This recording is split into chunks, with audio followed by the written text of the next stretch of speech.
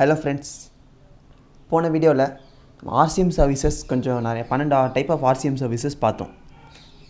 IGSTல which means interstate servicesக்கு cover ஆகக்கூடிய RCM services இன்னும் கொஞ்சம் அடிஷனலாக இருக்குது. என்னென்னு பார்ப்போம். First import of service for consideration. நீங்கள் taxable territoryல இருக்கீங்க. நீங்கள் உங்களோட சப்ளையர் வந்து ஃபாரின் நாட்டில் இருக்கார். ஃபார் எக்ஸாம்பிள் நீங்கள் ஒரு பே பண்ணி ஒரு சாங் ஆன்லைனில் டவுன்லோட் பண்ணுறீங்கன்னா அதுதான் import of service for consideration. ஏன்னா பே பண்ணுறதுனால கன்சிடரேஷன், சாங்குங்கிறது ஒரு சர்வீஸ் வாங்குறீங்கன்னா அதுக்கான ஜிஎஸ்டி எப்படின்னு பார்த்தீங்கன்னா நீங்கள் தான் பே பண்ணி ஆகணும். ஏன்னா அங்கே ஃபாரின் செல்லர் வந்து ஃபாரின் கண்ட்ரியில் இருக்கார், அது நம்ம இந்தியாவில் non taxable territory. So taxable டெரிட்டரியில் இருக்கிற நீங்கள் தான் அந்த சர்வீசஸ்க்கு ஜிஎஸ்டி கட்டி ஆகணும். இதுதான் அடிஷ்னல் ஐஜிஎஸ்டி ஆர்சிஎம் சர்வீஸில் ஃபஸ்ட்டு ஒன். அதே மாதிரி non business entity is not liable to pay tax. ஒரு நான் பிஸ்னஸ் என்டிட்டி அப்படின்னு பார்த்தீங்கன்னா ஒரு பிஸ்னஸ் என்டிட்டி கிடையாது, ஒரு இண்டிவிஜுவலோ இல்லைனா வேறு ஃபேமோ ஏதோ ஒன்று ஃபேமோ என்டிட்டிக்குள்ளே வந்துடும். ஸோ இண்டிவிஜுவல் வந்து ஒரு ஆன்லைன் சர்வீசஸ் பர்ச்சேஸ் பண்ணுறாரு அப்படின்னு பார்த்தீங்கன்னா டேக்ஸ் கட்ட தேவையில்லை. விச் மீன்ஸ் ஆர்சிஎம்மில் டேக்ஸ் கட்ட தேவையில்லை, ஃபார்வர்ட் சார்ஜ் மெக்கானிசம் அப்ளை ஆகிடும், இவர் ஜிஎஸ்டி கட்ட தேவையில்லை. ஆனால் அதர் தேன் OIDAR சர்வீஸ், OIDARங்கிறது online database information access and retrieval service.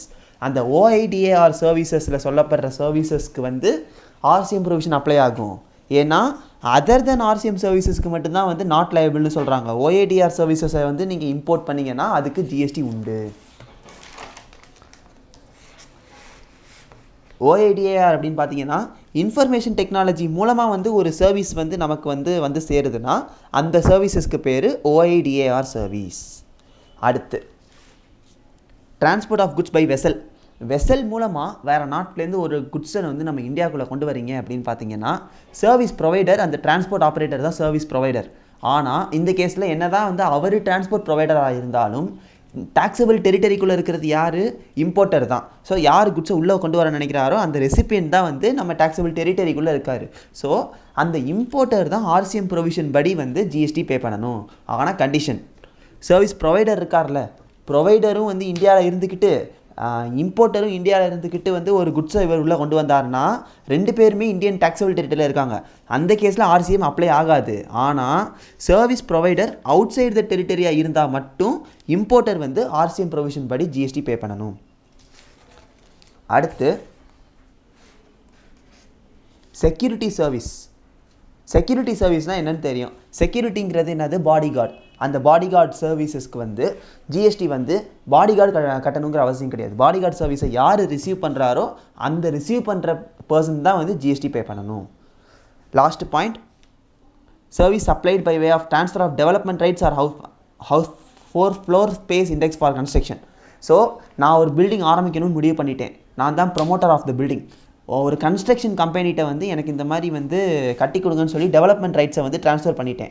So இங்கே சப்ளையர் டெவலப்மெண்ட் ரைட்ஸை ட்ரான்ஸ்ஃபர் பண்ணதுனால நான் தான் இங்கே வந்து சப்ளையர் ஆஃப் டெவலப்மெண்ட் ரைட்ஸ். ஆனால் நான் ஜிஎஸ்டி கட்ட தேவையில்லை. சாரி, இப்போ டெவலப்மெண்ட் ரைட்ஸுங்கிறது வந்து ஒரு கன்ஸ்ட்ரக்ஷன் கம்பெனிட்டேருந்து வந்து ப்ரொமோட்டார் தான் ரிசீவ் பண்ண போகிறாரு.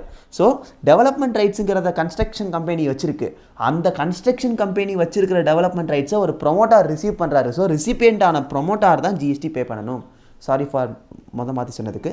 ஆக்சுவலாக வந்து டெவலப்மெண்ட் ரைட்ஸுங்கிறது கன்ஸ்ட்ரக்ஷன் கம்பெனி வச்சிருக்கிறது, அந்த கன்ஸ்ட்ரக்ஷன் கம்பெனி வச்சிருக்கிற ஒரு டெவலப்மெண்ட் ரைட்ஸை ப்ரொமோட்டார் ரிசீவ் பண்ணுறாரு. ஸோ இந்த கேஸில் வந்து ரிசிபியன்ட் வந்து promoter. So promoter is liable to pay tax because இது வந்து ஆர்சிஎம்மில் சொல்லப்படுற ப்ரொவிஷன். இதெல்லாம் தான் எக்ஸ்ட்ரா ஆர்சிஎம் ப்ரொவிஷன்ஸ். ஏதாச்சும் டவுட்ஸ் இருக்குன்னா கமெண்ட் செக்ஷனில் கேளுங்க. மறக்காமல் சேனலை சப்ஸ்கிரைப் பண்ணிடுங்க. Thank you friends.